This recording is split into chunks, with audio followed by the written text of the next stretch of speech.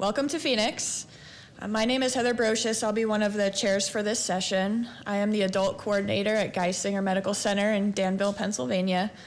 I had started my career in pediatrics initially and never had any intentions of working with adults. But here I am 10 years later working with an adult CF population that I absolutely love. It's been something that I'm very passionate about. I love coming to the conference every year and networking with so many of you. Aside from my day-to-day coordinator role, I'm also involved with the CFF Education Committee, and I also do some QI coaching and QI work on my team as well. My co-chair here is Kendra Blevins. She's the she's the pediatric program coordinator at Atrium Health Levine Children's in Charlotte, North Carolina. Kendra fell in love with pediatric patients while working inpatient initially in the Levine Children's Hospital before transitioning to her coordinator role in 2019. And she's also a CFF Education Committee member. We're excited to co-chair this nursing discipline session titled Education from Binders and Checklists to YouTube and TikTok. We have a great lineup of speakers today, and we hope you leave this session with some new perspectives all about education. We kindly ask that you turn off all alarms and alerts during the presentation. And there's also, through the app, there's a Q&A session in there. If you guys want to enter questions, we'll try to moderate them and answer them as time allows. And then there's also going to be time for Q&A at the very end.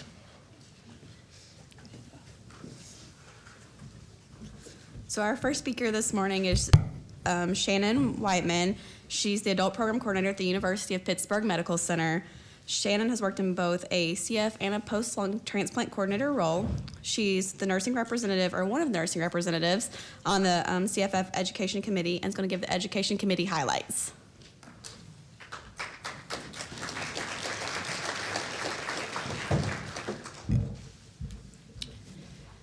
Okay. Good morning. Okay, here we go.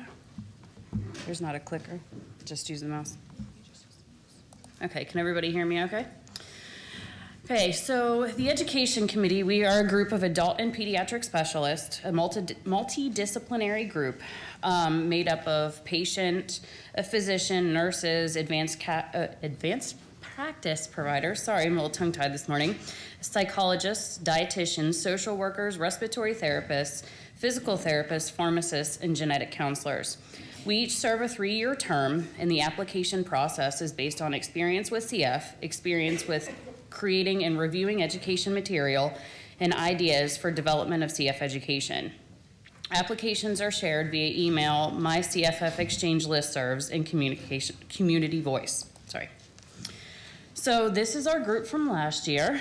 I can go through everybody's name, but Jennifer Blair is from Peds. Kendra, as you met. Heather, you've also met. Martina Compton is a respiratory therapist. Christopher Dreschel is our psychologist. Marcia, all right, I'm going to butcher all the names. I should just stop. Sorry, but this is our group. So what we do is we ensure the quality of the education material that are available to both the CF families and the CF care centers. We review additional education material that are recommended for edits. We do accuracy across the centers if it's appropriate and the reading level. We identify areas of the greatest need and then prioritize the reviews that we do. And we also review abstracts for NACFC. So education materials that we have done in the last year is, if you have seen them, the CF-related Diabetes Education Manual, 7th edition, the Beacon Learning CF Patient Education Quiz, and CF Rise CFTR Modulator, answer and question guide. So availability are all on, if you have not found them, mycff.org, and then recently we have been, as a group, kind of blasting out any new education material that we are finding, or old education material that we find pertinent. So if you're not sure how to find our resources, just go on to your mycff.org, check in to the clinical education material, and you can order and get print or look up any of the education material that is there. So this is how you actually go through and order the education resources. I will tell you, when I started with the CF program, I went through and ordered everything that we hadn't had. Some of them are quite dated, but I did find a lot of them useful. So what you can do to help us is submit any educational material abstracts for NACFC, respond to any needs assessment surveys if we would send anything out, and notify the education committee about materials that are out of date or no longer available. And then, of course, distribute the education information to the CF community or submit any new resources for us to review. Any questions? I went through that rather fast, sorry. Thank you.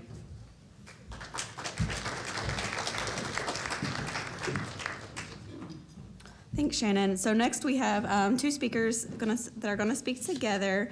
Alexis Hugendorn is a pediatric nurse at Ann and Robert Lurie Children's Hospital in Chicago. She has spent the last 4 years working with the pulmonary population, first inpatient and now in the outpatient setting. Alexis is currently a primary care nurse practitioner doctoral candidate at Rush University. And then we have Stacy Bickle, who is a pediatric nurse practitioner and the center coordinator at the same center. She's been providing nursing care to children for over 30 years. And she's been a leader in many local and national CFQI initiatives and is the mentor for the CFF Leadership and Education Fellowship Program for the APPs.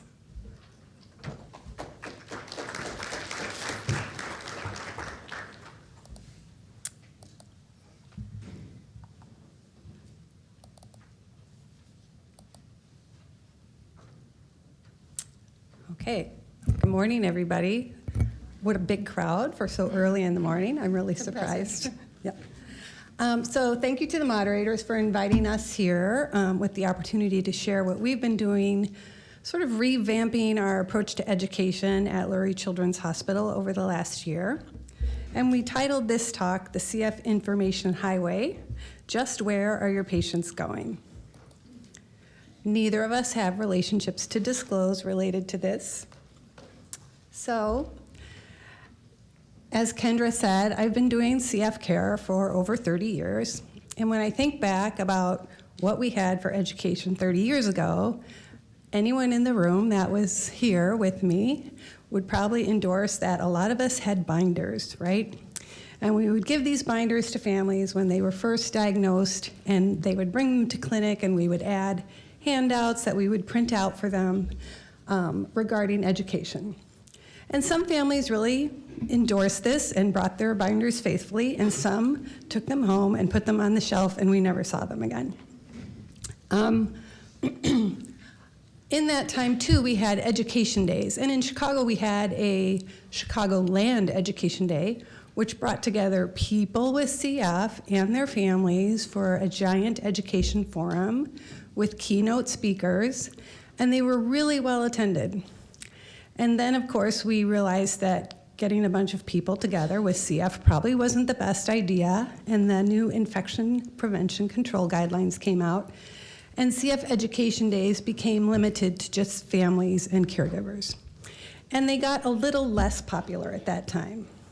Now, the CF Education Committee from the foundation came along somewhere in here, and if Paula's here, she could probably tell us when that was launched.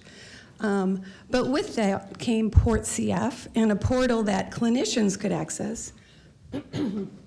Excuse me. Clinicians could access to get educational materials to give to their patients and families, but it wasn't available to patients themselves. And then, of course, this was in the background of the internet, and with the advent of the internet and many different websites, including some really quality ones like CF Rise, patients were able to access materials themselves. And the CF Foundation now has wonderful plethora of information for patients that cover just about anything you might need to know about CF. So patients have lots of options. Okay, so now you add on to that social media in the last decade. We started with Facebook, and you all know what we added: Instagram, TikTok, Thread, I don't even know all of the social media platforms that people are getting their information from. But it left us kind of scratching our heads and saying, okay, where are our patients getting their information? And so we started our revamping with 3 questions. What do our patients want to know? What do they need to know? Where are they getting their information? And how do we, as our CF team, support their learning? Do they even really need us to educate them? Because there's education to be had from so many places. So we decided we would ask them. We developed an education survey. We wanted to keep it simple, so we used Microsoft Forms. We had 6 questions with multiple choice answers and an open field. We linked it. I say we, I did not do any of this. We linked it to a QR code, which we printed on a simple piece of paper. And then we used multiple avenues. We handed it out in clinic with a brief explanation from the nursing staff to please fill it out because we wanted their opinion. We put it in our newsletter, and we surveyed for about 6 months.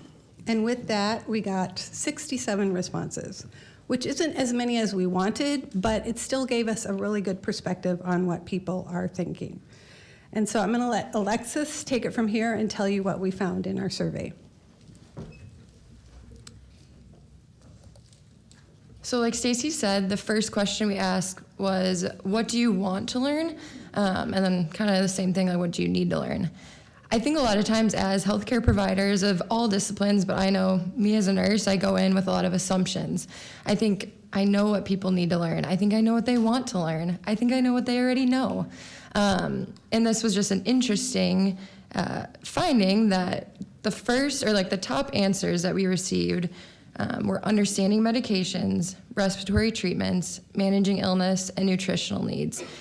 I thought, people already know how to do this. They've been doing these things their whole life. But really, we have so many patients, some that are super high achieving and some that drop out of school. So it was interesting getting these results for the first question. Next, we dove a little bit deeper and asked what ways they prefer to learn. Because again, we have patients and families from all different backgrounds. So we asked them about virtual education events, podcasts, attending education days, videos, reading handouts, and then one-on-one conversations with the team.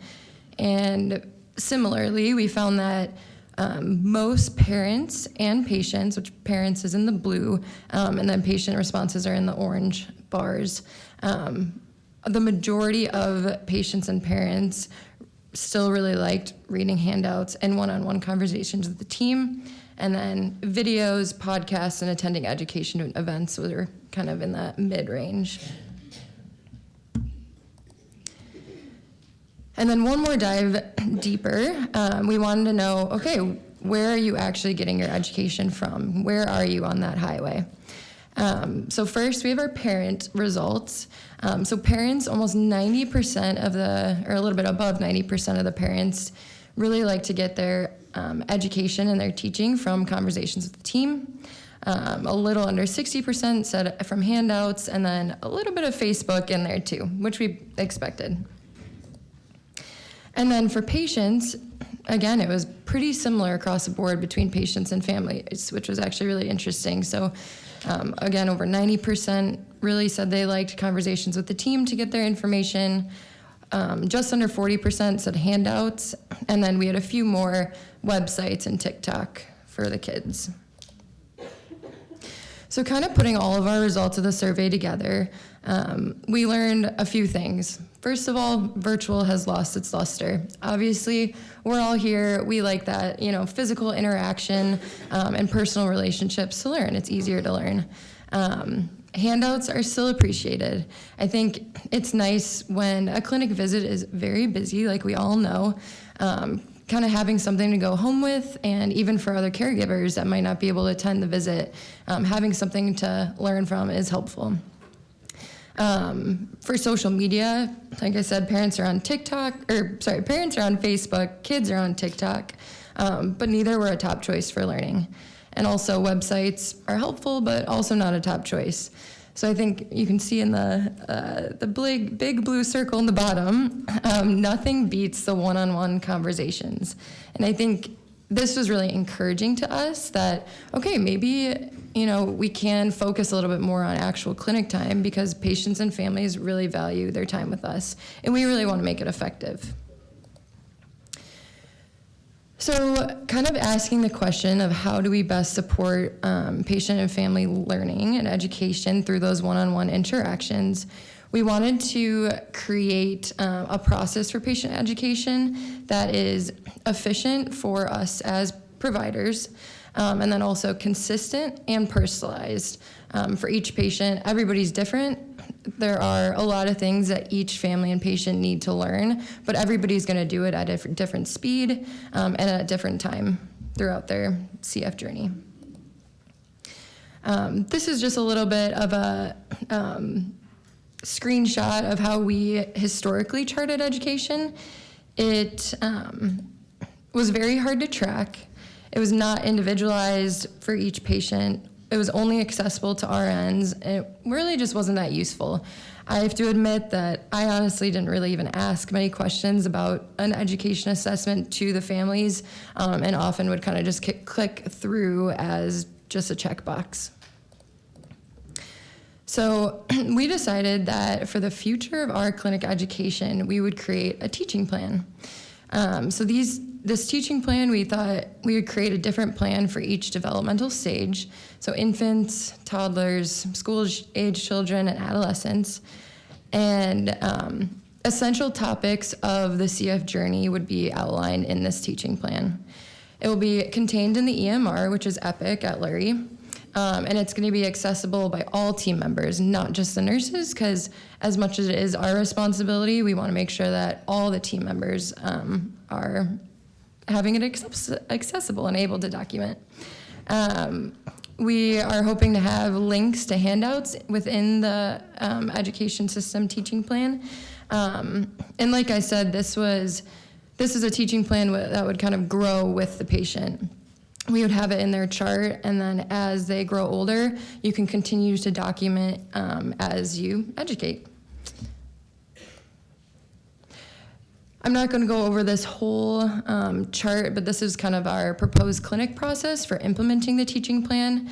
At the end of the day, we want to just have input from patients and families, and then review with the team so that we could be a little bit more prepared as a patient comes to clinic with what we should be teaching them. And then this is kind of what we came up with our information management team at Lurie. It's an outpatient CF adolescent teaching plan.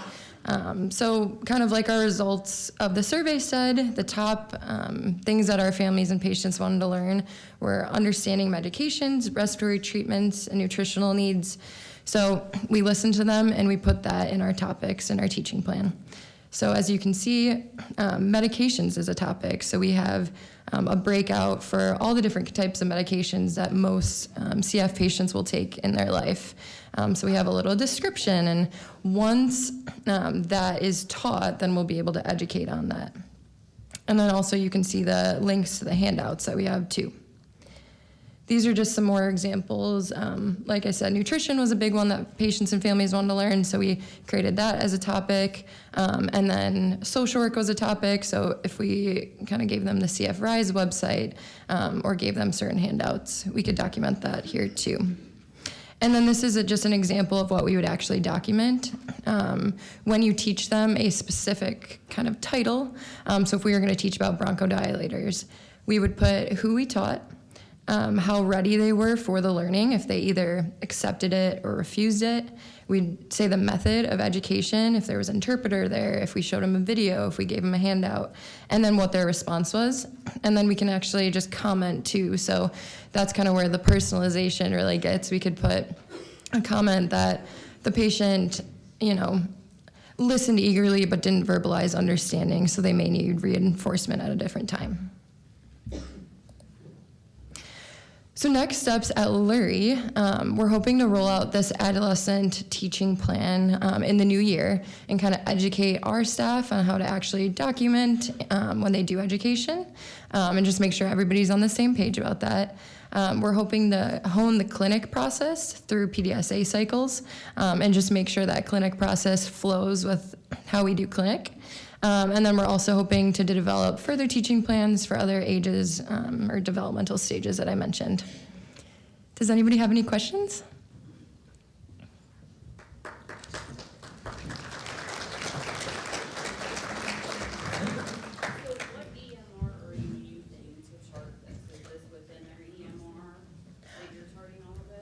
Yep, so it's within Epic, and they can see it through their MyChart.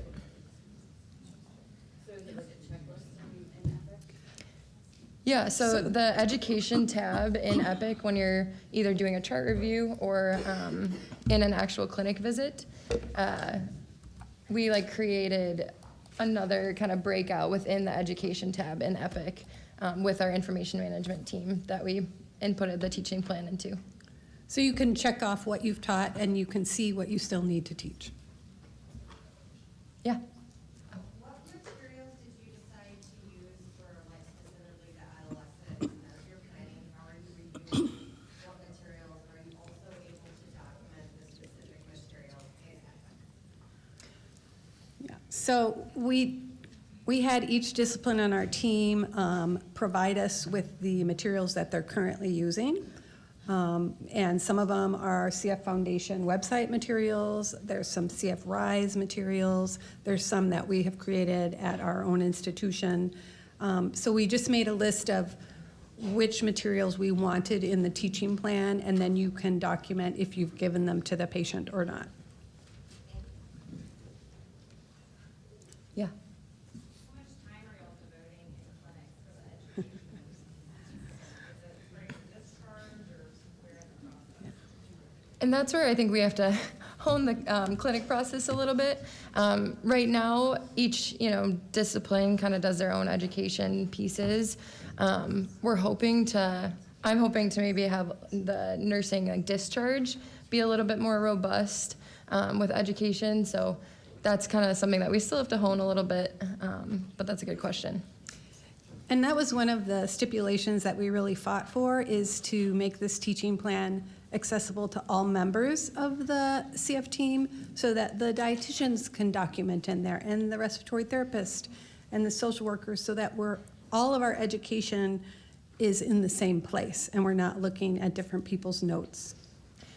And one of our main impetuses too is we would have patients that kind of go from provider to provider, or a provider leaves, they go to a different one. So we kind of wanted it hey, if somebody teaches something, I don't want to look for hours and do a chart review of the education that's been done in the past. So we're hoping this is an easy way that there can be a little bit more Streamlining. Yeah, streamlining of care and just kind of continuity of care between different members of the team.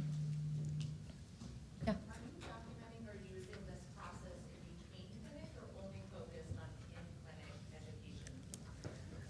education? So our process that we didn't want to spend too long, but the process is that the nurses would look at the teaching plan when they're doing their pre-visit planning and identify what the nurses need to teach. And the respiratory therapists will look at the teaching plan before the clinic visit and identify what they might need to teach, et cetera. And then at the team meeting that we have for our pre-visit plan, we can say, I need to teach about this, or I need to teach about that, so that we have a plan going into the visit and it's not mayhem on the day of the clinic. But a touch point in between clinic and patient calls, you're not using that same education plan. Actually, You you can. could, but we haven't really talked about that. Yeah, It's good. it is something that you just would have to create a telephone encounter, but you can chart at any time, whether you're in a clinic visit or not, which is really nice. Yeah. Thanks for the great talk. Just wondering if you're doing anything on the efficacy of this. Are you looking at knowledge, patient satisfaction? Want to talk about it? Yeah, so that's actually kind of our next step. This was a QI project at first, and then it kind of became a little bit more like qualitative, kind of figuring out where we were going. So that's our next steps, trying to see kind of what QI measures we can come up with. Yeah, we might do another survey. Tell them about the questions we had on the survey. We did ask a couple questions about, how do you feel like you learn something at clinic every time? And we asked them to give us a score 1 through 5 on how they think that we do as a center. So hoping to do another survey in the future, and then also just hoping to kind of compile data of, okay, when we actually roll this out, is it actually being used? How often is it being documented on? Is there, a little bit of difference in what's being documented on, or is it just the same, that everybody's just documenting the same basic things, or, so yeah, still have a lot to learn and a lot to figure out, but yeah. Does it pull into like a note or anything, or would they have, like, if say they had another provider in the same system, would they have to go to that education tab to see the progress? Or? Yep, so it's all within that education tab, which we really wanted it to be all in one spot as opposed to like creating separate notes. People can definitely, copy and paste it into their own note if they would like, but we have it all in that education tab so that everybody on our team can see it in one place. Okay, sorry. They're Find us cutting us after. In ethics, at least at our center, if you do .education enter, it pulls in what you did that day and makes it collapsible, but it pulls it from the source, so you're not copy pasting. Oh, yeah. That's great. Yeah, we haven't even looked into if that's an option, but yeah, that's awesome. Thanks for sharing. All right, we have to hand it to the next friends, but thank you guys so much.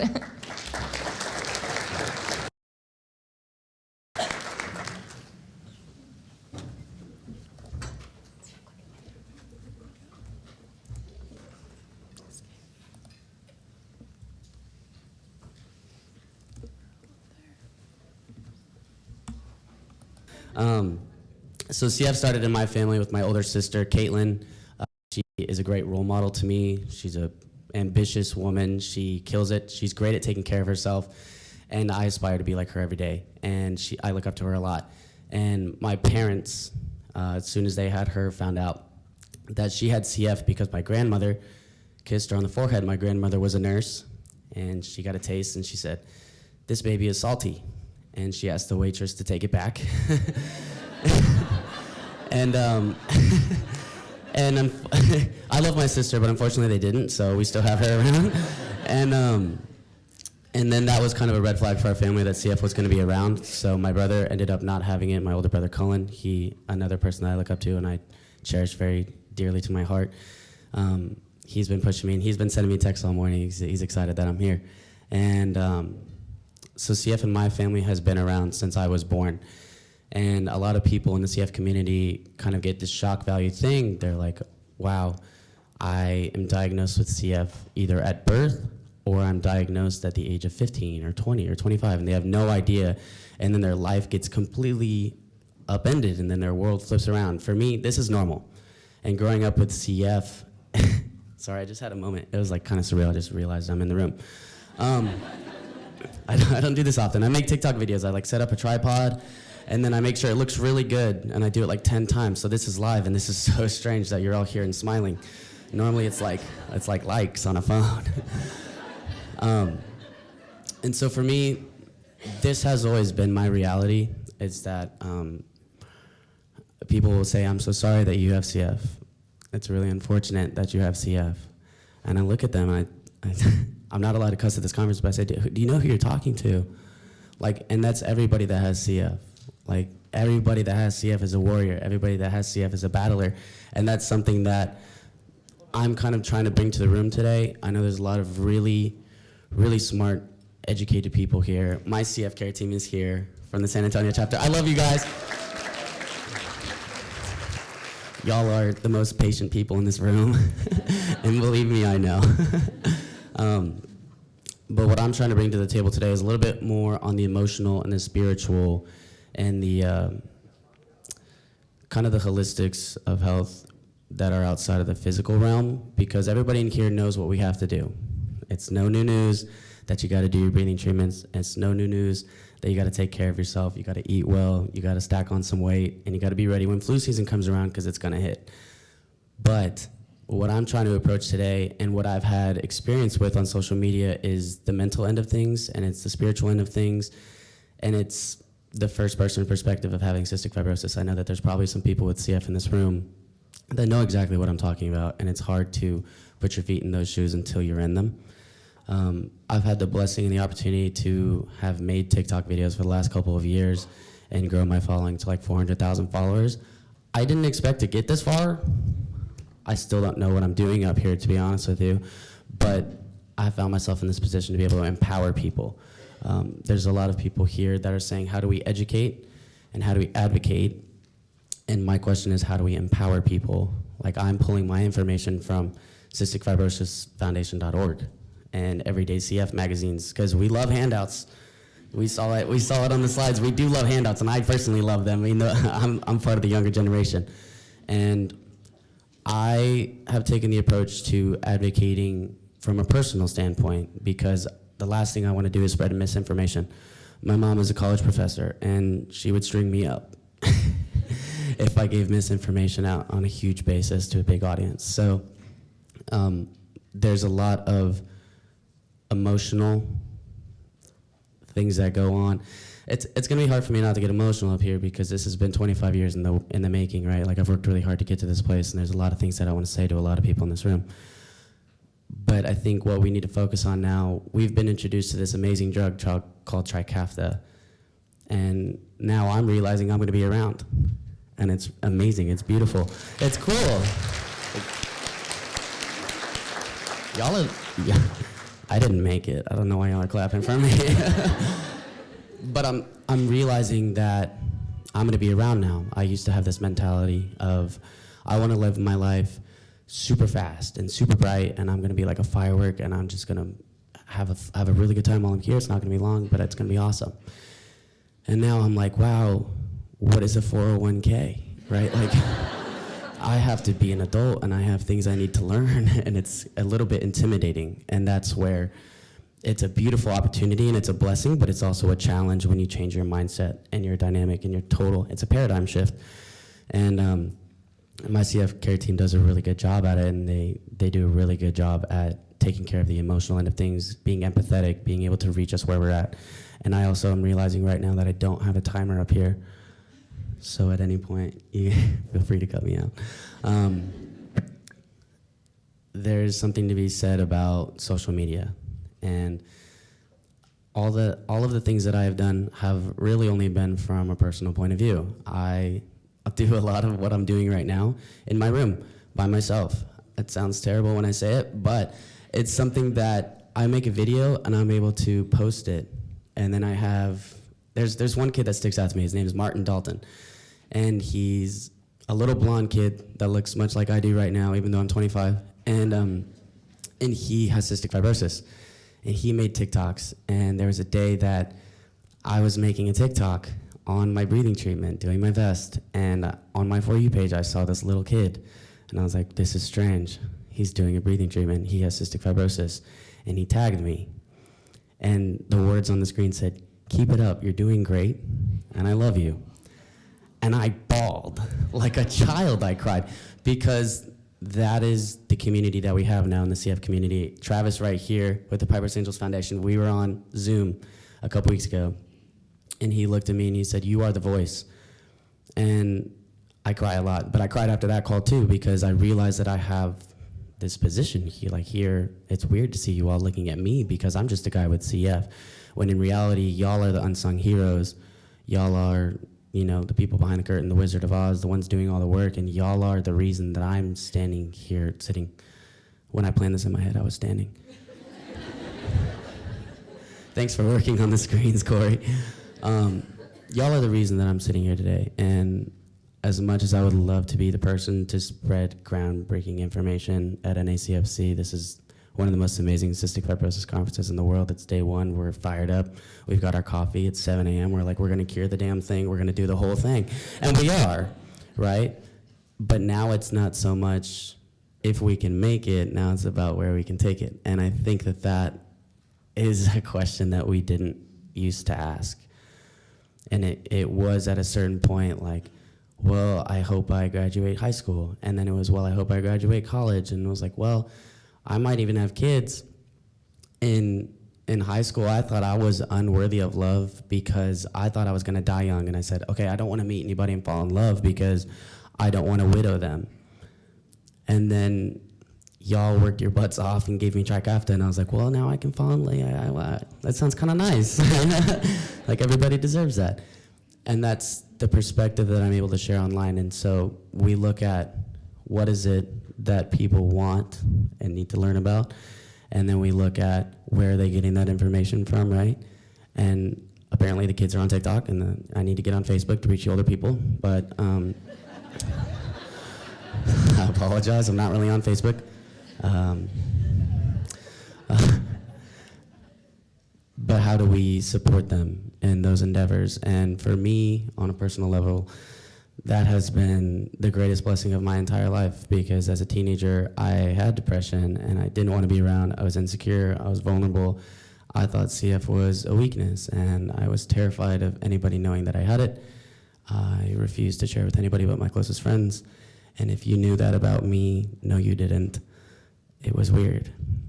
And now I'm in this position where I'm able to post these videos online to tell people, hey, I love you, and you're doing a great job, and it's gonna be all right. You just gotta take care of yourself. And that's something that appeals to everybody. And when I made my first TikTok at the age of 23, I decided that I couldn't keep faking.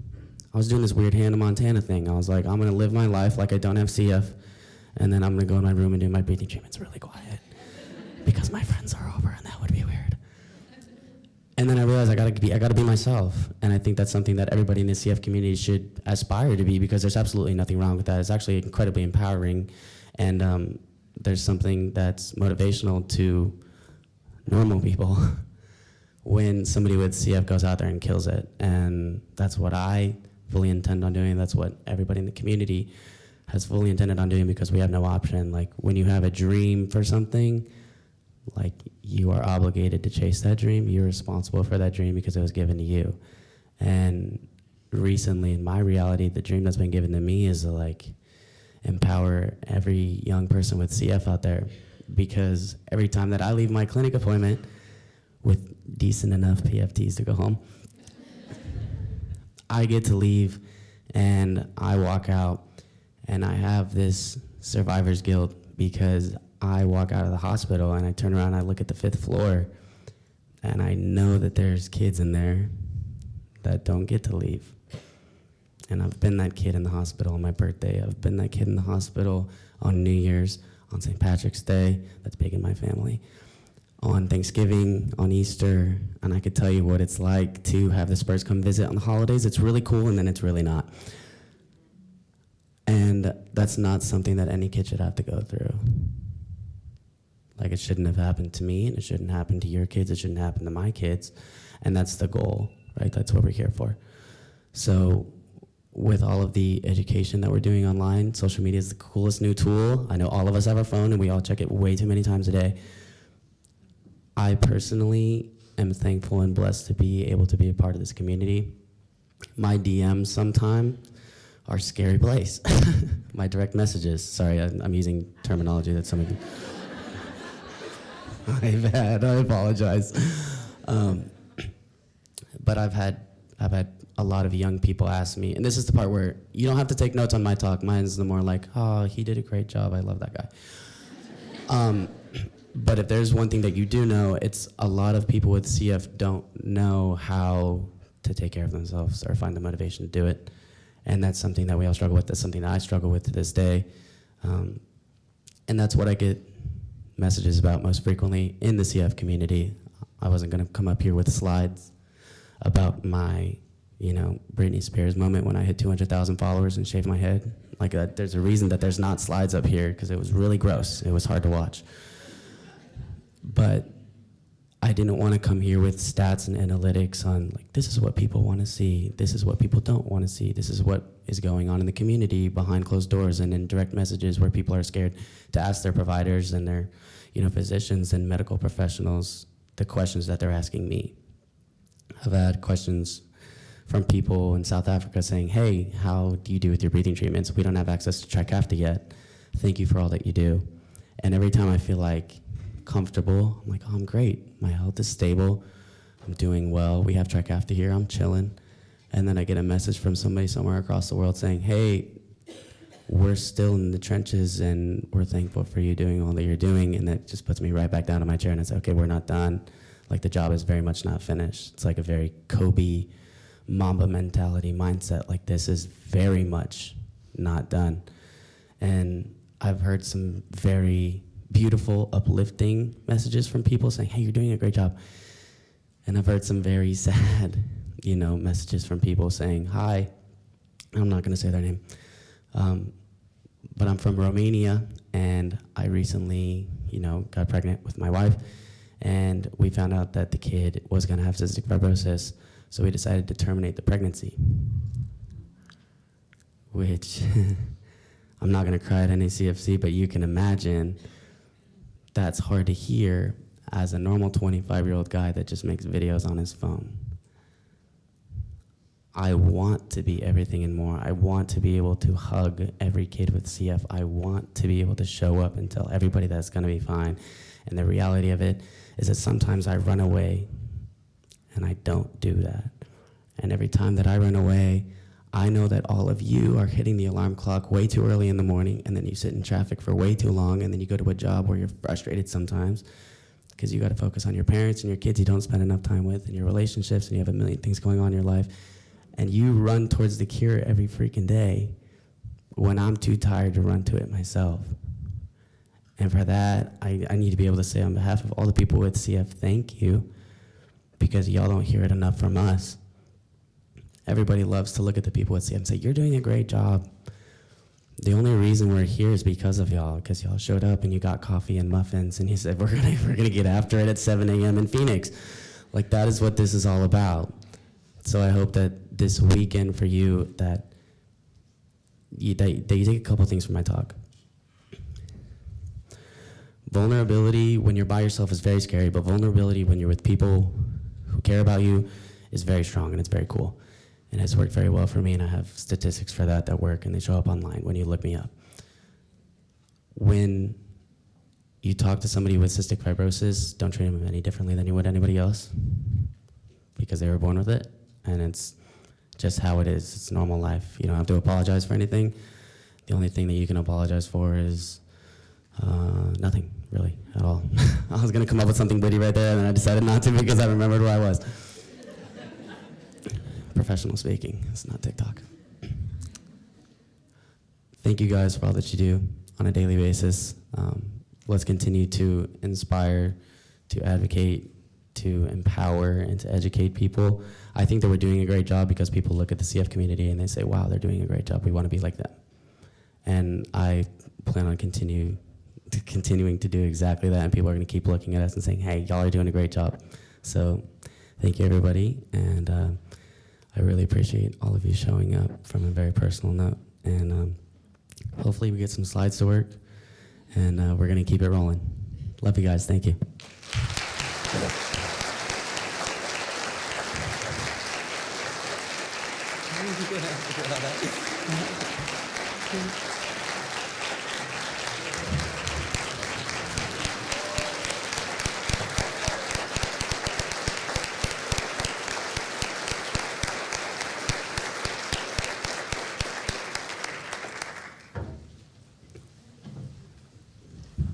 There was a reason I didn't introduce him.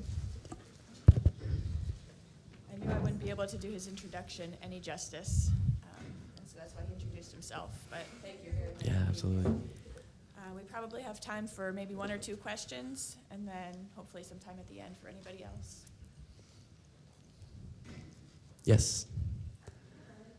Hey, Tatiana. What do you do in the moments where you don't feel motivated to make TikToks? Because as someone who runs on social media, it's exhausting sometimes. Right. What do you do So the question was, what do you do when you? Yes, absolutely. So the question was, thank you, Tatiana. What do you do when you don't feel motivated to make a TikTok and post online, because advocating can be hard? That's like the total thing. To be honest with you, I sometimes don't, because I don't want to get burned out. I do it because I love it. I don't have to wake up and make videos about CF or skydiving or living to the maximum or empowering people. But there are times that every once in a while when I don't want to make one, but I do want to make one, but I don't have the motivation to do it, I look at the people who need me, because it's oftentimes a lot easier to take care of other people than to take care of yourself. And for me, that has kind of been my motivation recently. And I think I need to put myself back into a little bit more of a headspace to grind a little harder, because there are people that need my help and your help. But I would say to look at the people who need it, because there very much are people that need it. Yeah. Also, we are doing Crossing for CF next summer, and the Piper's Angels Foundation is really taking it to the max. So they're going to be here speaking this week, and look into that. It's going to be a really good time. It's going to be epic. Is there any other questions for me? Yes, I am single.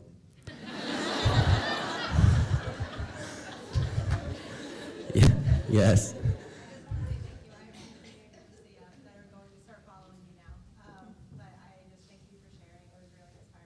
Thank you. Cool. Oh, yes, ma'am. So you're gonna go to the App Store. It's this blue icon with an A on it, and you're gonna download TikTok, and then my username is Polarberry, for no reason at all. So I'm sure that if you look up CF, I'll probably pop up on there pretty quick. But yeah, you can find CFers anywhere. Everybody's working really hard. There's a couple people that I'd love to shout out, but there's not enough of them. There's too many of them that I'd be able to shout out just a couple of them. But everybody's working really hard in the CF community to post and advocate online. Anybody else? Yes. Oh, I love that. How do you determine what to actually post about? That is a great question. To be honest, a lot of it comes from personal experience, so it's what I'm feeling at the time. Or people will ask questions in the comment section. So some people will ask, what does it look like when you do breathing treatments on the road? And then I'm able to, in TikTok, use that as kind of a launch point for the video, and people are able to go back and click on it to find the initial question. But a lot of my stuff comes from what people are asking or what people are curious about. And I do have a lot of TikToks in my drafts of questions that have been answered, but that haven't been posted yet. So a lot of the information that's coming out is what people are kind of interested in. It's a great question. Yes? What was the topic that I did in my most popular video? It's actually funny enough. There's been a couple of them. One of them, it was just me living my life, and I splashed around in a puddle, and then some strangers came and splashed around with me, and it got like millions of views, and I couldn't understand it. That had nothing to do with CF. I would say that the most popular one related to CF was humor, actually. It was a little bit more on the humor end of things. I think that humor and positivity goes a lot longer than we know, and it is a great form of medication. I personally take it every day, and I'm addicted. It was that me at a young age at the CF doctor, and the doctor saying that, the baby can be diagnosed with cystic fibrosis if the baby's skin is salty. And naturally, as a really bright 5th grader, I asked, who's licking all the babies? And the internet loved that. So I've been blessed with like an array of different things that have kind of caused some traction and, brought a lot of people into the CF world to kind of understand it a little bit more and ask a lot of questions. But I find that the things that are a little bit more lighthearted and superficial and like allow people to dive into it more are a little more welcoming than, hey, this is what a double delta 508 genetic mutation looks like. They're like, wow, I'm trying to brain dump right now. Thank you, I'm gonna pass. So yeah, the simpler the better, definitely. All right. Yes. So, as your healthcare provider, what do I need to make TikTok videos for you? That's my RT over there. So I guess if the question is like, how would you go about making TikTok videos as? No, how do I keep you motivated? Keeping everybody else. Oh, I love that. That's a great question. I would say my main motivators are faith, the present moment, and music. So if you want to drop like an EP on Spotify, that would be really good. I'm like really into reggae music right now. No. On a serious note, just continue to encourage, because there's going to be days that hits the right spot and that does the trick. Honestly, it's like the man in the arena has to fight for himself, but he does hear the cheers of all the people that are outside that love him and are, battling and have his back. So I would say, yeah, continue just pushing forward. It's not a one-man effort ever. All right. Thank y'all.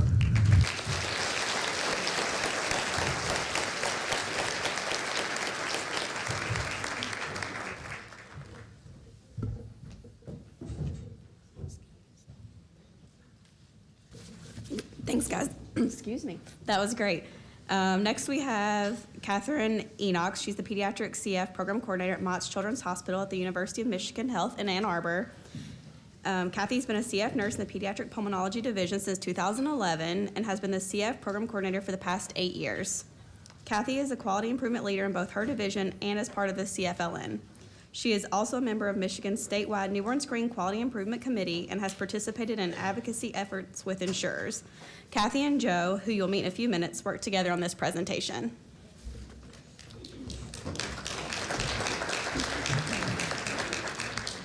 Hello.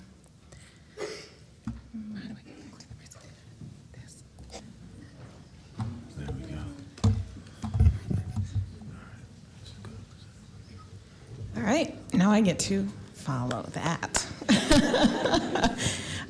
Good morning. My name is Kathy Enox. I am the nurse and the program coordinator at the University of Michigan Pediatric Center. I'm speaking today with Joe Hallisey. He couldn't be here today. He had a Disney trip for his daughter. And so we still wanted his expertise because he is a CF parent, but he is also the Associate Director of Creative Services at the University of Michigan. We're going to start off our presentation just with me talking, and then I'll kind of go into a video from Joe, and we're hoping to kind of talk about tips and tricks for video as a platform for education.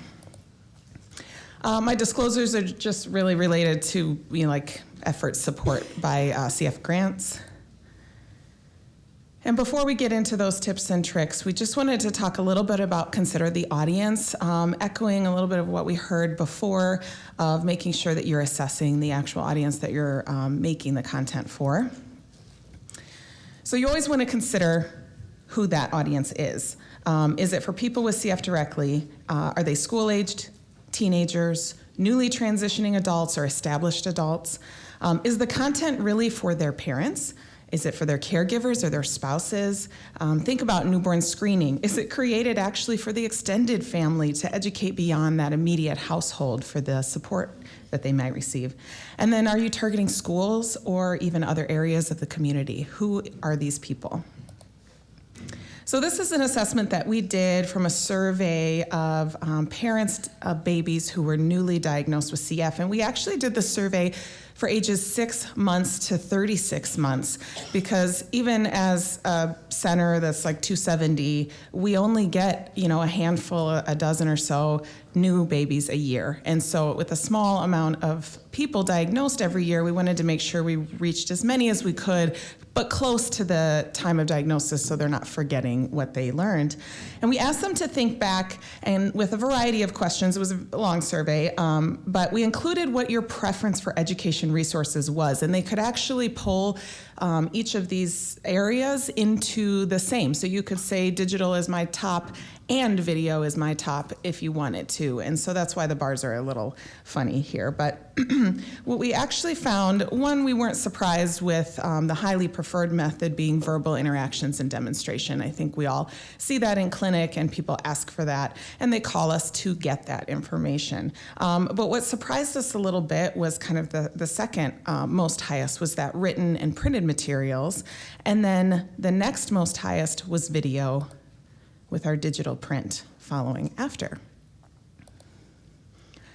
So while the verbal instruction and demonstration part, like I said, wasn't surprising, the higher score for the printed materials actually contraindicated what we had heard from like our advisory board and from talking to families and interactions in clinic. But we further evaluated, we actually did one-on-one interviews, and because of the small population size for our survey, if we didn't get an answer from somebody immediately from our portal blast, we actually called the families and did a one-on-one survey question answer to make sure that we had enough information for this population size because it is small.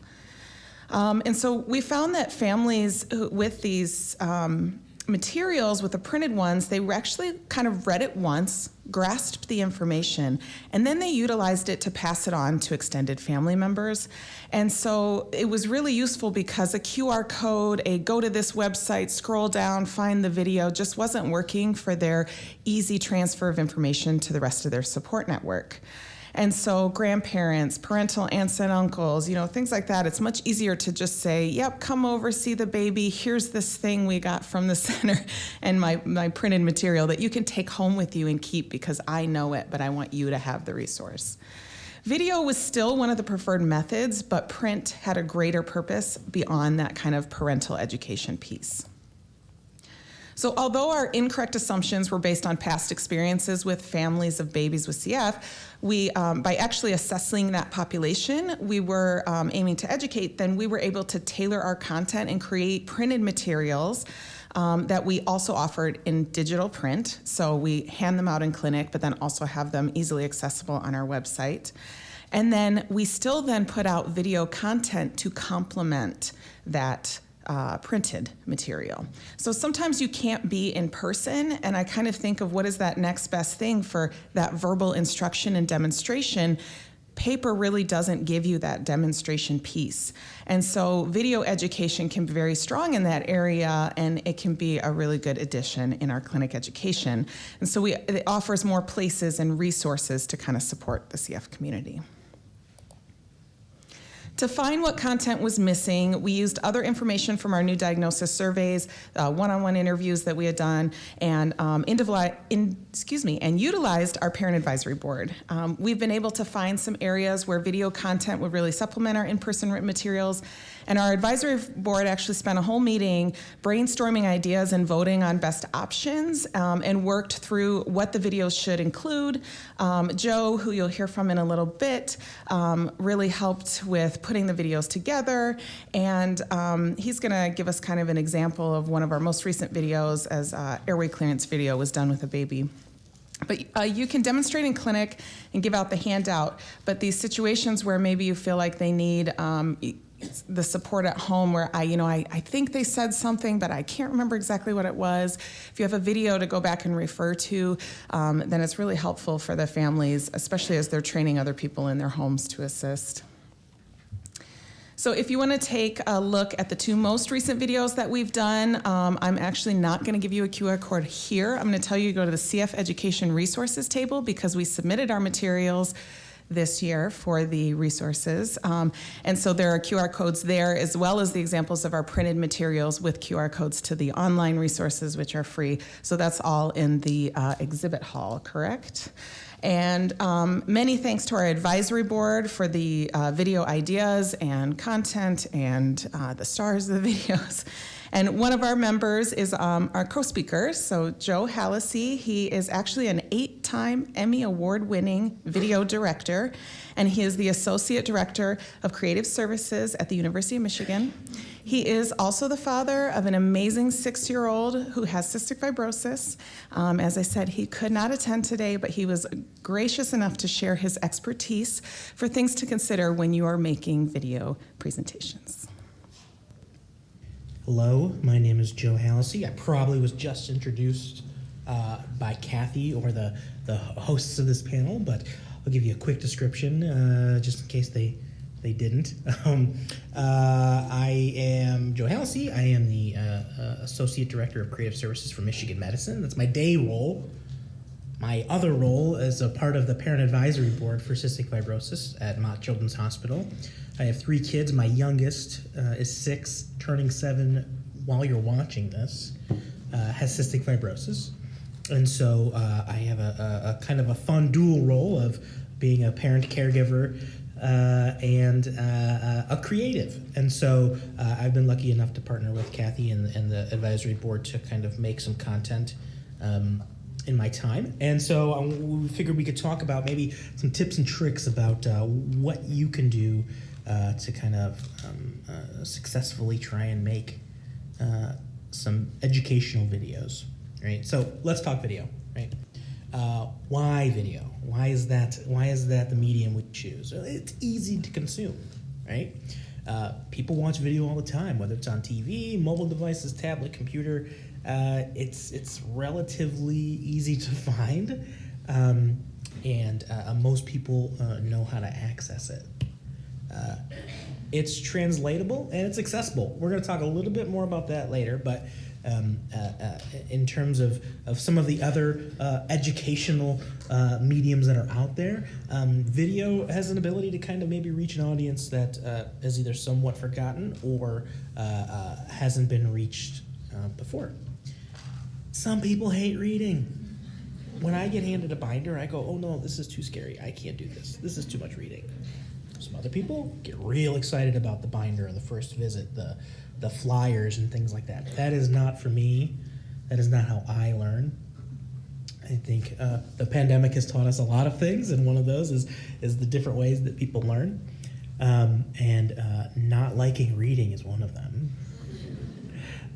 Visual learners too. I mean, that kind of goes with the other thing too. You know, I learn better visually. Right? And so I need that video. So when someone's describing airway clearance or this is how a home spirometer is supposed to be used, you could write it out, but I need to kind of see that visual to make sure that I'm doing the right thing. And so that is why video. Now, one of the questions I get asked a lot in my job is, how long should the videos be? And the unfortunate answer is, it depends. It depends on what you're doing, who you're trying to reach. I can tell you that 30 to 60 seconds for like a quick PSA, something fast, something that you're watching vertically on your phone, that's the attention span of people. We used to have data that it would say 90 seconds is how long people would watch, and that kind of slowly goes down, right? People don't want to watch for very long. They want their information and they want out. Now, for something that you are exploring, right? You're listening to a bunch of Q&A or a live stream, you can go longer. 5 minutes still is a long time. You could go longer. I've had people watch videos longer than that, but you don't want to go too long. People won't even watch it. They'll see the number. Like, how many of you have seen the number on the timeline and been like, I don't have time for that, right? So you have to be conscious about that. But I will say, pacing of the video is more important. I have had 90-second videos that feel like they take forever, and I've had 10-minute videos that just flew by because they were paced well. They had the right music. They had the right B-roll. B-roll is the stuff that goes over, a video when someone's talking that helps explain it. Text on screen can help keep that attention span going.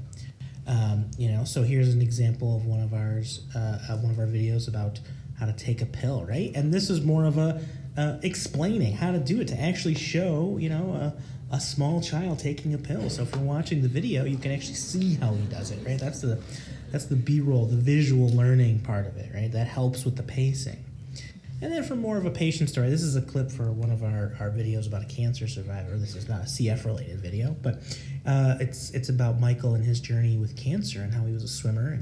And so the B-roll was more of to break things up, right? To kind of keep the pace going. And so if you're telling more of a story, No one wants to just stare. That's why I have PowerPoint slides. No one wants to just look at me, right?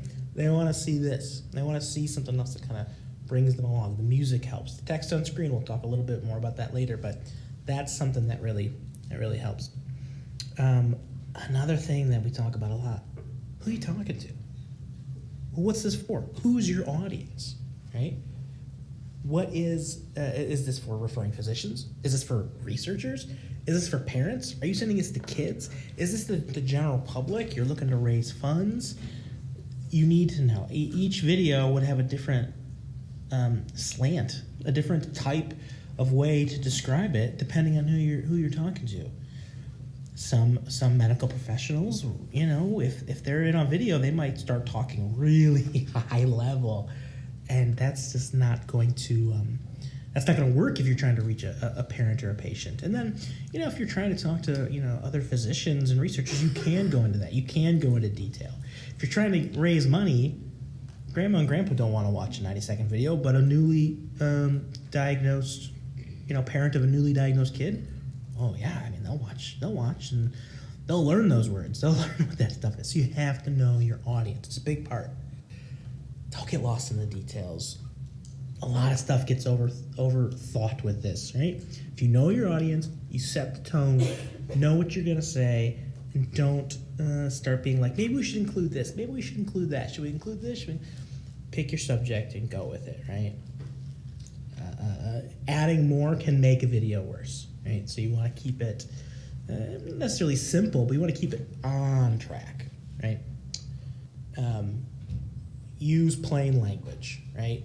This is most educators or medical folks know. I think some hospitals have a plain language department. Know your reading level if you're scripting out something. Know what you're going to say, and know what level the words are, right? And so when we have scripts, we have someone that will take a look and make sure the words that we're using will be something that is accessible and understandable by everybody. There's this is kind of something you don't think about, but now you will when you start watching videos. Is who's the person literally talking to? So this is Chris, one of our respiratory therapists. We did a video about airway clearance, and the video is he's talking to you. He's looking right at the camera. He's describing what's going on and talking about the airway clearance postures that we're going to show off, right? And so this is describing it to a person. Now this is from another video that I had about one of our employees here at Michigan Medicine, and he's telling his story. He doesn't need to talk to the audience. He's talking to an interviewer, right? And that's totally okay, but you need to know, as you can kind of see, he's looking off camera. That translates, that puts a different emotion when you are the audience, right? So you need to know going in what you're going to try and do. Both can be effective, both can work, but you don't want to go back and forth between the two, especially if you're interviewing two different people. So know what's happening before that. Another big one that we've strived for here at Michigan Medicine and CS Mott Children's Hospital is make your content accessible to everybody, right? That's what's great about video is we can make it accessible, right? We can add closed captioning, right? Here's an example of the closed captioning that we do. You can turn this on, you can turn this off. If they have some screen readers, they can use that. Make sure your photos, if you're building a website, have alt text. There's lots of different accessibility. This presentation could go on for hours if we just talk about how to make that content accessible. But at the very least, if you're doing a video, make closed captions. Another thing that we did is we had 7 different languages that our video was translated in. We have a large population that's connected to our local community that speaks Arabic. And we also go to other countries and share content with people who are speaking different languages, right? And so we get professional translators, and you can see this is an Arabic version of the same video, just with the audio's in English, but the words that are on screen are in Arabic. And we have a bunch of different languages as well. One thing that you'll see kind of as a newer trend, which is both an accessibility component and a cutting through the noise component, and that is burned-in captions. Now, this is an example about the wildfires. We did a video with one of our pulmonologists about how the wildfires affect lungs. And so, as you can see, those captions are not turned on. Those are literally on the video. You can't turn those off, right? So that's what we call the burned-in caption, right? It's great for accessibility because if you need them, they're on. But also, as most of you have probably watched the video on your phone, there's probably sometimes you haven't even clicked the unmute button. You just read what the person was saying, right? And especially when there's information here, it's a good. It's not the right choice for every video, but for a lot of them, it can make sense, especially something that was quick and newsy as something like this, that people will look up or find during something like the wildfires that we had. I know in Michigan, I don't know about how much everyone talks about it. We had some wildfires here over the summer, and a lot of concern for our lung patients. So burned-in captions is something to consider. Last few things. I know I said that a lot of people don't like to read, and maybe you got a little nervous. You got all these written documents. That's great. There's a lot of people who do want those, right? So in your YouTube channel, on your website, when you're doing this, link to them. Have them downloadable. There's so many people, especially new parents, people wanting to learn more, who are going to watch something on, how to take a pill, how to use home spirometry, how to use their new vest, how to sterilize and sanitize their new things. They're going to watch a video, but then they're going to want that document, right? So make sure that is linkable, downloadable from your video. Don't add changeable content into the video. I can't tell you how many times I've had someone come to me a year later and say, hey, we have a new phone number. Hey, my email address is different. Our address is different. Can we take down the video and redo this? You don't want to do that. You don't want to take down a video unless something's, that you need to change, like in the actual content, not in that stuff. So put that in the description. Put that in the comments section as a pinned comment, something that you can edit or delete. But once the video is posted somewhere, whether it's TikTok, Instagram, YouTube, Vimeo, anywhere, it's up there, and you won't want to change it. So don't put any changeable information in there. The last thing I'll leave you with, don't forget why you're making this content, whether it's, your kid or your patients or someone you knew growing up, or it's just part of your job, right? This is why we do it. This is little Rosie. This is when she was younger, showcasing all the medicine that she was taking and looking shocked. And she's on a bunch more now. But I like to always remember why I do this, right? And it makes it a little easier when things get tough. Of why are we making this video? Why are we trying to make this content as accessible and digestible as possible for folks just like Rose? It's important to keep that in mind. I'll leave you with this post from recent Halloween trick or treat of Rose. She's doing great. I appreciate you taking the time, and thank you.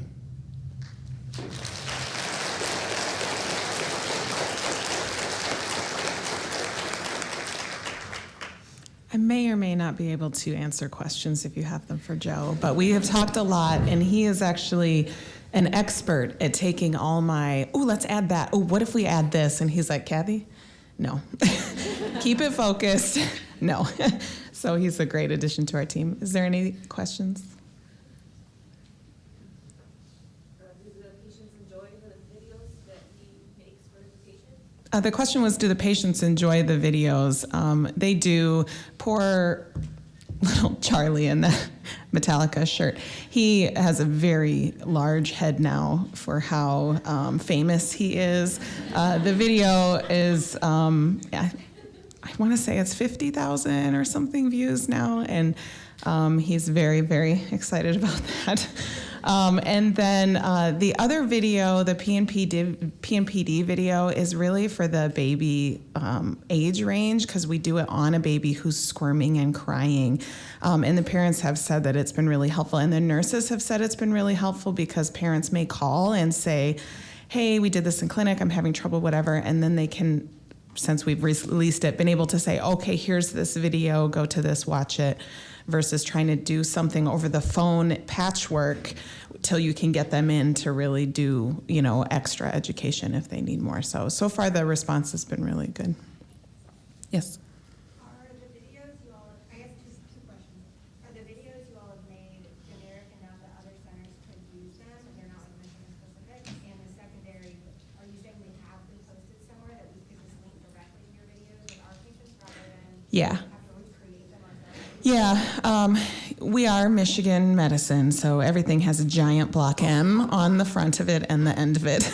But other than that, the videos that we've made so far, we do try to make them as generalizable as possible. With CF, the stuff is pretty universal, So the one video is pill swallowing, and because of that, it has gone beyond CF, and we actually didn't label it CF, although we talk about enzymes and CF in the video.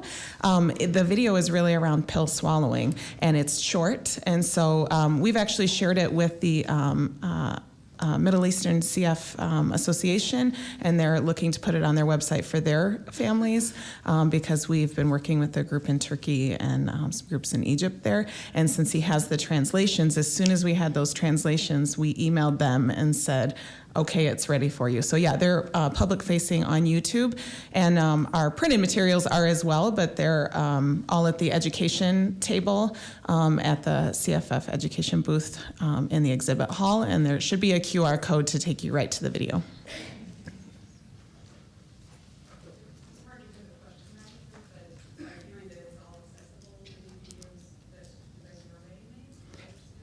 Yeah, so the videos that we've made so far are these two. Joe and the Family Advisory Board are working on more, and that was the question, is it public facing to where they can just link, or is it only Michigan Medicine that can use it? They're all public facing, and you can find them at the education table. Thank you very much.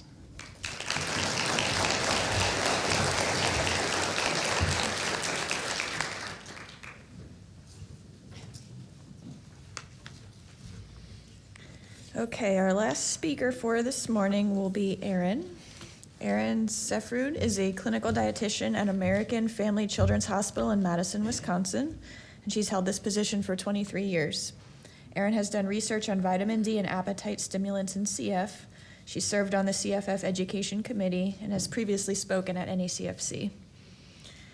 Additionally, she's a nutrition mentor, has helped write the Nutrition 101 document, and is involved with QI work at her center.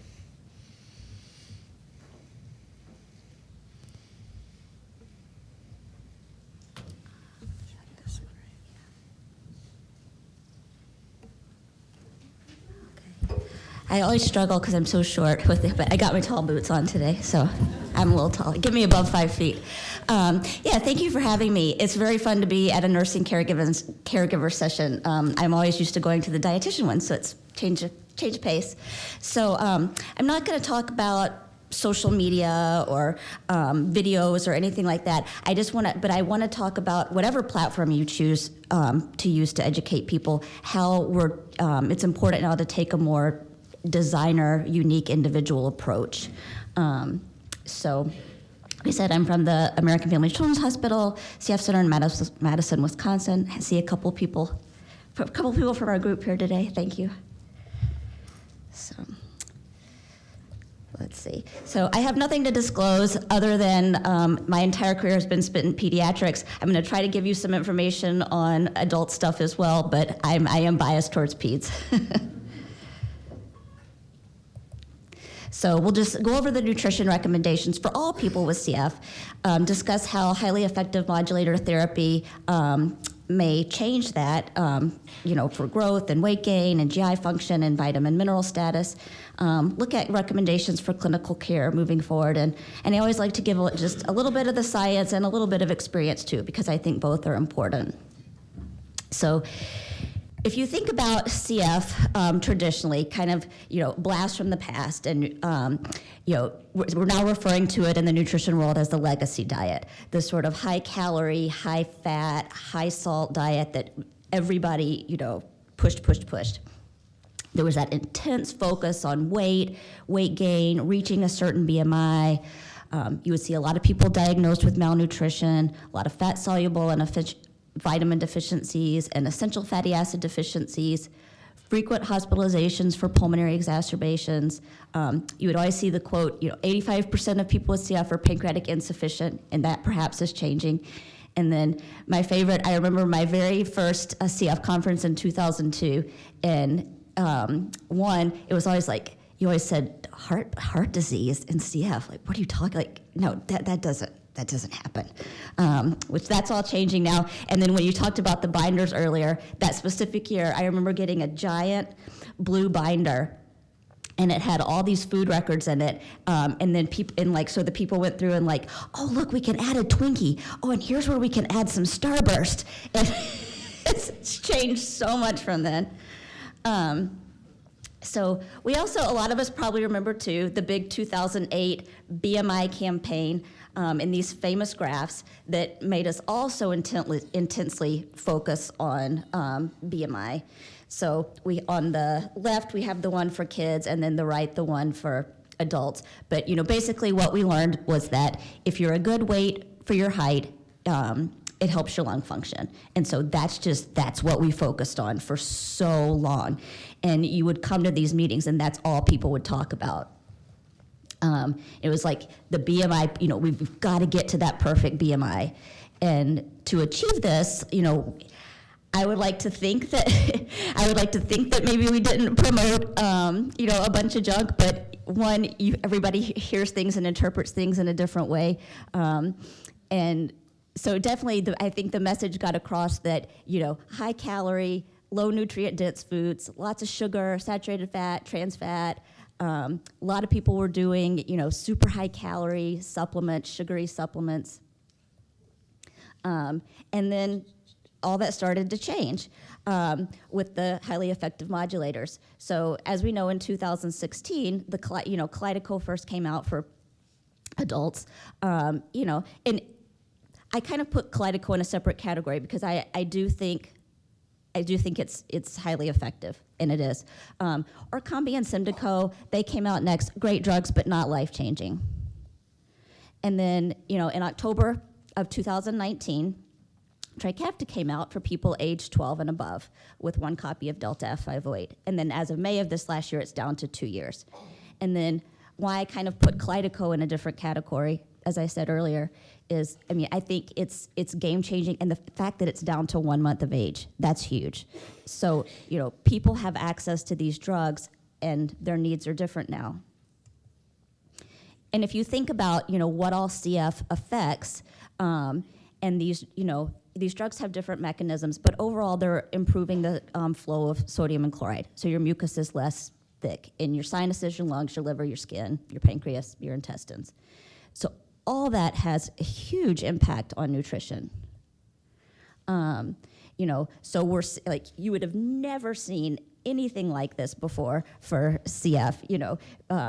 People like gaining too much weight and like, CF, eat your fruits and vegetables, and worried about heart health. And so we are seeing these things now. So, we're seeing improved lung function, fewer pulmonary exacerbations, less scarring in the lungs, and all those things are lowering people's with CF, lowering their calorie needs, and making it easier to gain weight. We're also, from a GI perspective, you've got some improved bicarb secretion and just a higher pH in the upper part of your intestines. So that's going to make your enzymes work better. Improved mobility is going to improve your appetite. It's going to reduce your risk of small bowel bacteria overgrowth, which can give you just a lot of GI upset. And these drugs are going to help reduce inflammation in the gut. You might have heard when people first went on some of these drugs, they would talk about the purge, and you would get like the purge of your GI tract and purge of the bile duct. and recovery of bile flow, and all those things can make it easier to absorb what you're eating. And then what I think is really interesting too is the reversal of pancreatic status, and that's why I think that 85% is changing. And I remember hearing this a couple years ago at a talk that you can have only 1 to 2% of pancreatic function and still have pancreatic sufficiency. So a little bit of study-wise, with these changes in the pancreas.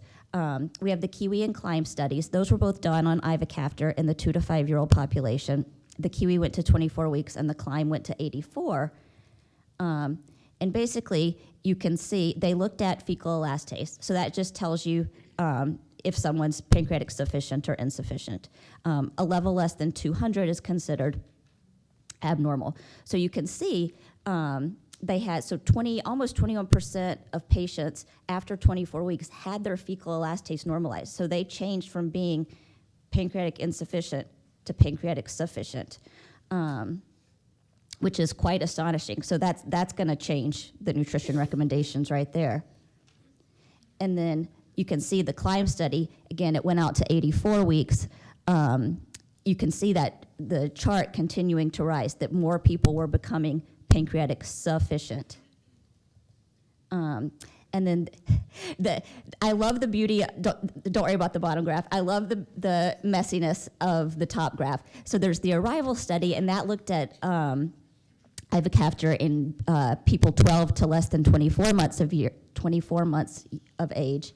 And basically, big picture, people did, these babies, little ones some of them did recover pancreatic function and become pancreatic sufficient. And one of this, I have a perfect example of a kiddo that kind of fits this graph. Ivacaftor wasn't approved for a month quite yet, so he got it when he was 4 months. His initial fecal elastase was 25, so clearly very pancreatic insufficient. And then he started on ivacaftor at 4 months of age. We rechecked fecal elastase, and it was over 200. I can't remember the exact number.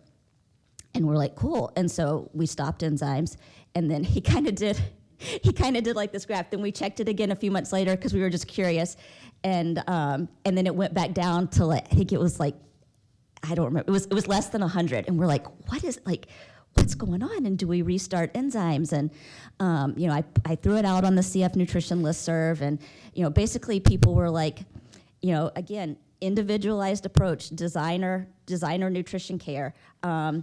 If you're gonna see ups and downs in fecal elastase levels, that's normal. If this kiddo's growing well off enzymes, he's not having any symptoms of malabsorption, then I'd keep him off. So I think that graph, I just like it because it shows that you might see some differences in people's values, and there's not always a clear-cut answer. So you just have to individualize that approach. There's not good data on changing of pancreatic status in people in the 6 to 11-year-old population or those above age 12. There's not results available yet from Trikafta in the 6 to 11 population, and for lots of reasons they didn't test it in age 12 and above. That being said, I'm sure many of you have had people in that age range who have decided to stop enzymes and do their own experiment with that, and you have to work with it. And then this is what I think is especially interesting too. This was a case report, and this is just one particular case report, but I've heard of others. And a woman was pregnant, and she was a carrier, a Delta F508 carrier, and the baby was found to have 2 copies of Delta F508, so CF. You would assume this baby, for all intents and purposes, you would assume this baby would be pancreatic insufficient. The mom started Trikafta when the baby was, when she was 32 weeks pregnant, and the baby's fecal elastase at 2 weeks of age was 240, so normal, which is unheard of for, a baby who's Delta F508 homozygous.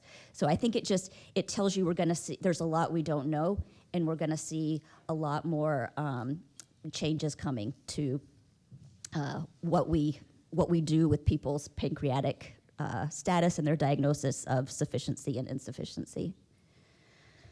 What are we also seeing? Personally, I would say I'm probably increasing enzymes less often than I used to. Maybe people are doing smaller doses and they're okay with that. Not using the H2 blockers and PPIs as much. Not as much Miralax to pull water into the gut and thin that secretion, thin that mucus in the intestines.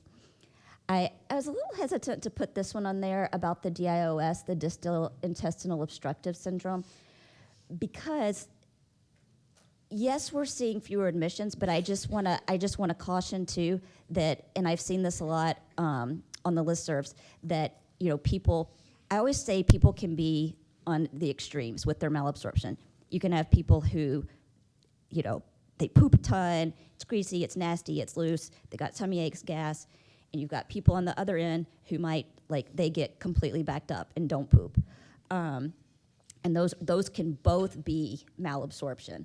And so I get a little worried, when people, especially older, teenagers and whatnot, stop enzymes when they're on Trikafta, and they're like, well, I'm not having any symptoms. It could be, you could be having a lot of undigested food building up with mucus in there, and you're gonna create a brick, and you're gonna get yourself in trouble. So overall, I think there's less DIOS, but it's still a risk.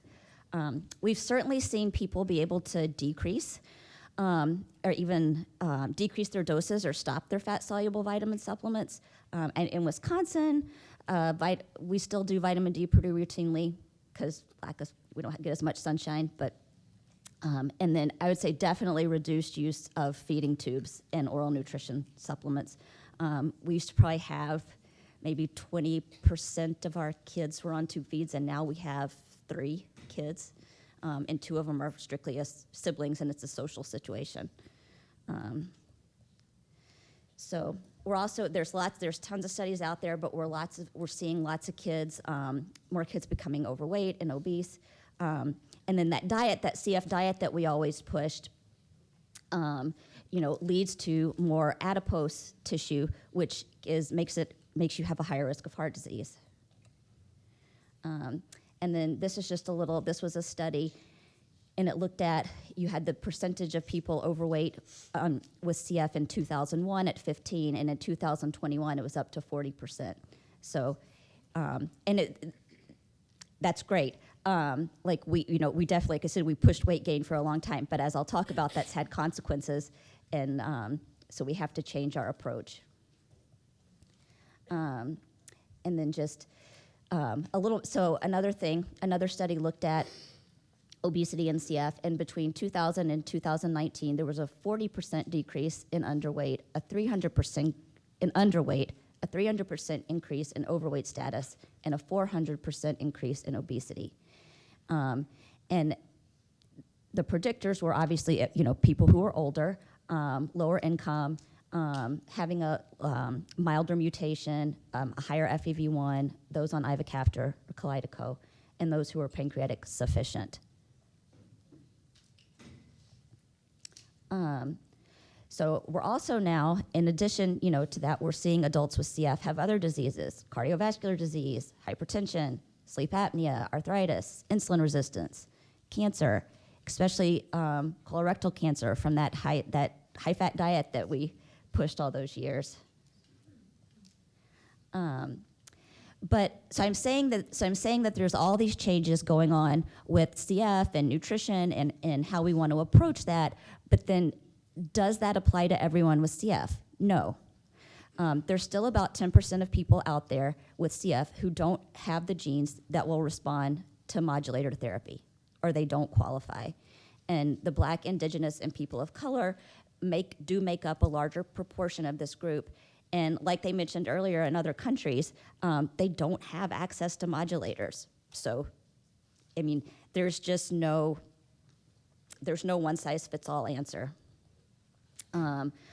People also may not be eligible because of lung transplantation, or if they have really bad CF liver disease, if they've had any other adverse side effects, behavioral sometimes, or just age ineligibility. You could have a baby who's has one copy of Delta F508, but they're only 6 months old, so they don't qualify for Trikafta yet. So their recommendations would be different than a baby who's 1 month old and on Kalydeco already. So all things to keep in mind. And then this is my favorite. Also, just because someone's on a modulator doesn't mean they're taking it. And I spend a great deal of my time asking the same questions and like, okay, when do you take your first dose of Trikafta in the morning? What do you take it with? Well, I just take it with a glass of water. I don't have time. I don't have time for that. And I'm like, come on, is your Trikafta gonna work? Well, no, it needs fat, but I don't have time for that. Or they'll take it without enzymes, or forget to take doses, and all of those things. Then your modulator's not going to work as well. So that's what leads us to this sort of new designer approach. So again, whether you prefer learning, through videos, through TikTok, through Facebook, through written material, I think everyone needs a more designer approach to care. And you have to think about every person's, their clinical picture, what their personal goals are, their compliance, socioeconomic factors, and food security play a big role into that. Mental health, and I'm happy to see this year great focus on mental health at the conference. Body image. Using clinical judgment for salt intake, and I'm not. This gets very gray because the CF Foundation has not specifically come out and said, again, there's one size fits all for everybody, and this is what you need to do. Or like, oh, if you're a baby who's on Kalydeco, you can stop salt supplementation. They haven't said that, but we're collecting data, and it's something to keep in mind when educating. So nutritionally, we're seeing a greater focus on body composition. I don't know if BMI will go away. You hear a lot of talk about that. They're focusing more on fat-free mass versus fat mass and how that plays a role in lung function. I mean, BMI just strictly looks at weight compared to height, and it takes no consideration into how much of that is muscle and how much of that is fat. So you could have someone with CF who's really, they're a distance runner, they're really thin, they're all muscle, they have a low BMI, but they're in incredible shape. They don't need to push their BMI up.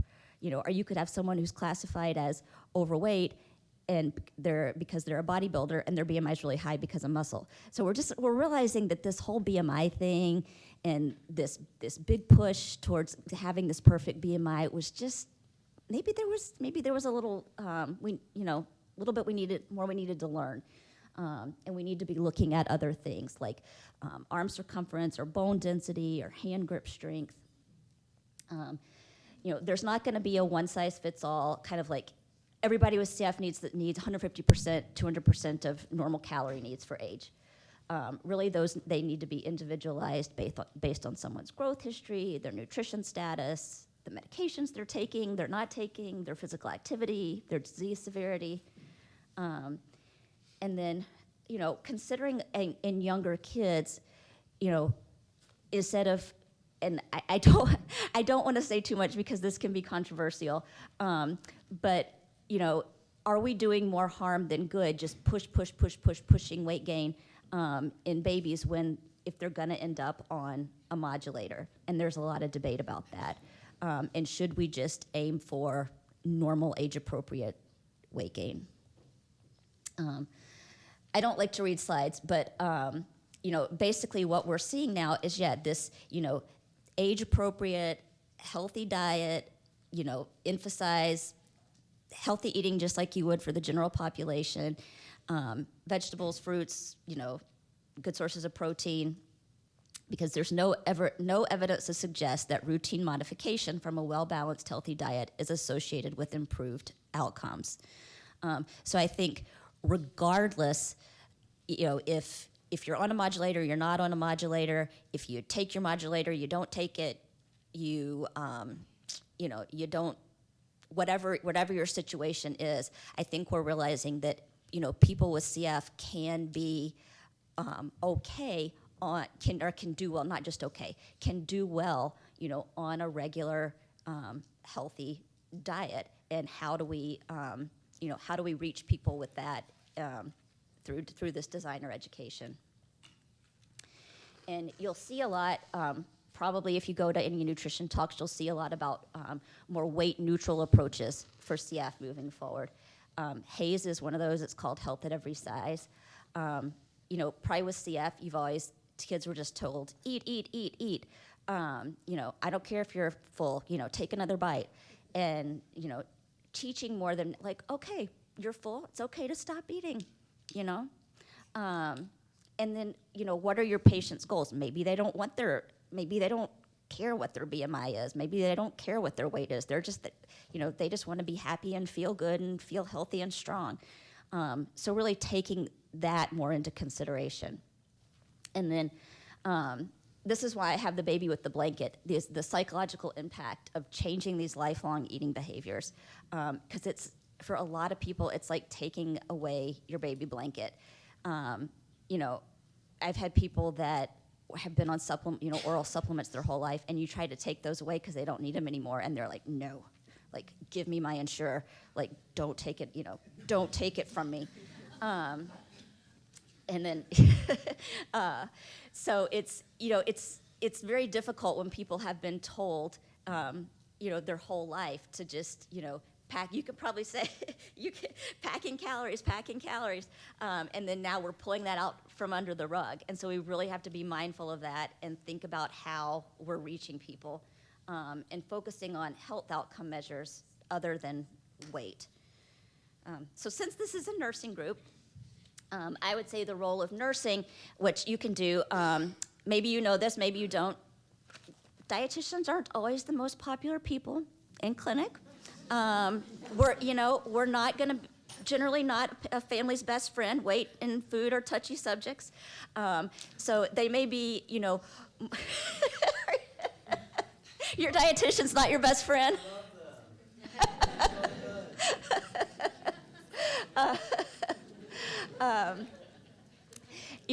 Maybe you do feel more comfortable reaching out to your nurse, and it's like, this is bothering me.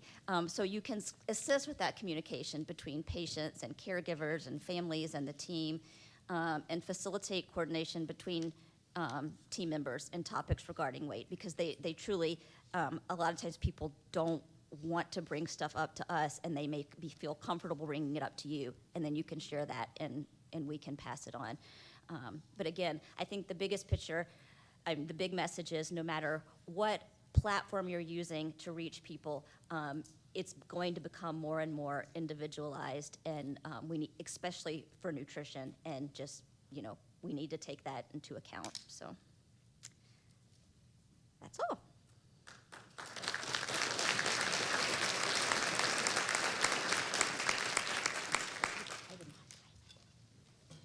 Yeah, does anybody have any questions?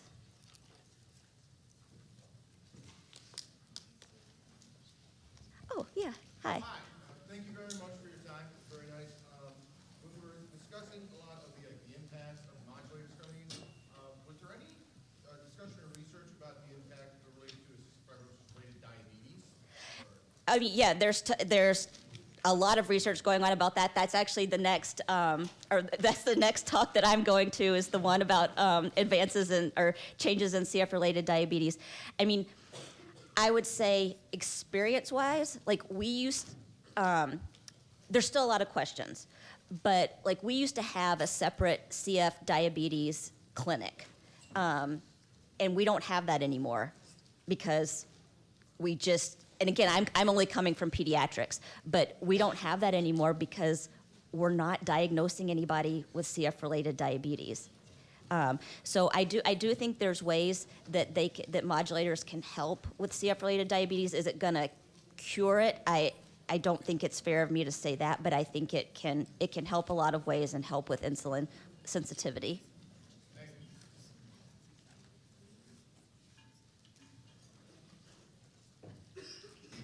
Okay. Okay. All right. Thanks.